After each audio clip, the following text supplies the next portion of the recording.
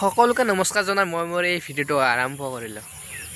আৰু আজি গাইছ ৰাতিপুৱাৰ পৰা এনেকুৱা বৰষুণ দিছে দেখিছে না গাইছ, পানী চাকছোঁ এইগিলা দুটা খাল মানে জন হৈ গৈছে আৰু গোটেই পথাৰ একদম পুৰা গাইছ বোকা পৰি যোৱাৰ নিচিনা হৈছে।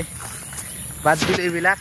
তো কথা এটা গম পালোঁ গাইছ, সেই খবৰটো দিবৰ কাৰণে মই মানে এই ভিডিঅ'টো বনালোঁ। খবৰটো কি জানেনে গাইছ, সিদ্ধাৰ্থ শৰ্মা আৰু শ্যাম কানু মহন্ত বোলে এৰেষ্ট কৰিছে।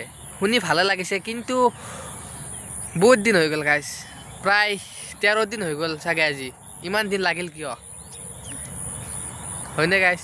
ইমান দিন হ'ল। আজি জুবিনদাৰ নিচিনা মানুহ এটা আমাৰ মাজৰ পৰা নোহোৱা হৈ গ'ল, প্ৰায় আজি 13 দিন হৈ গ'ল, কিন্তু ইমান দিন লাগিল অসম পুলিচক।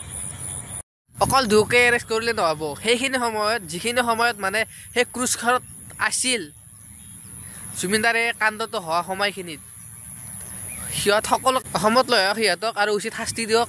আৰু শাস্তি বুলি ক'বলৈ গ'লে কি জানেনে গাইছ, শাস্তি এনেকুৱা হ'ব নালাগে যাতে 2 মাহ বা 6 মাহ জেলত থাকি বা 1 বছৰ জেলত থাকি তাৰপিছত উলিয়াই দিব আৰু সিহঁতে মুকলি আকাশৰ তলত খুব সুন্দৰভাৱে একেলগ ঘূৰি ফুৰিব।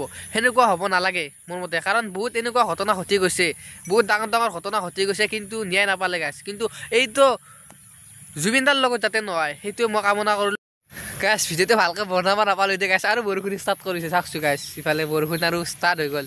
তো বাকী চাওকচোন ইফালে পানী ভৰ্তা হৈছে আৰু দেয়াৰ আৰু বৰষুণ পাইছে। ভিডিঅ'টো শান্তিত বনাব নিদিলে গাইছ।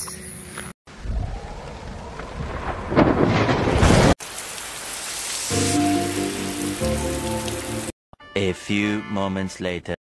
তো গাইছ আকৌ আহিলোঁ মই, কাৰণ বৰষুণ যাক লাহে লাহে এৰিছে আৰু প্ৰায় চাব পাৰে আপোনালোকে অলপ অলপ ৰ'দ দি আহিছে আৰু বৰষুণ যাক লাহে লাহে এৰিছে যিহেতু।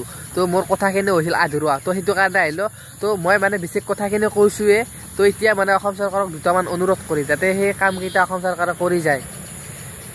তো প্ৰথম অনুৰোধটো হৈছে মানে বিকাশ দাহঁতে কৈছে যে নতুন গুৱাহাটীত নতুন এয়াৰপৰ্ট এটা বনি আছে, আপোনালোকে হয়তো গম পাইছে। তাত জুবিনদা ডাঙৰকৈ এটা ষ্টেচু বনোৱা হয় যাতে গম পায় সকলোৱে, বাহিৰৰ মানুহখিনি আহি গম পায়। প্ৰথম সেইটো চকুত পৰে জুবিনদাৰ প্ৰতিমূৰ্তিটো।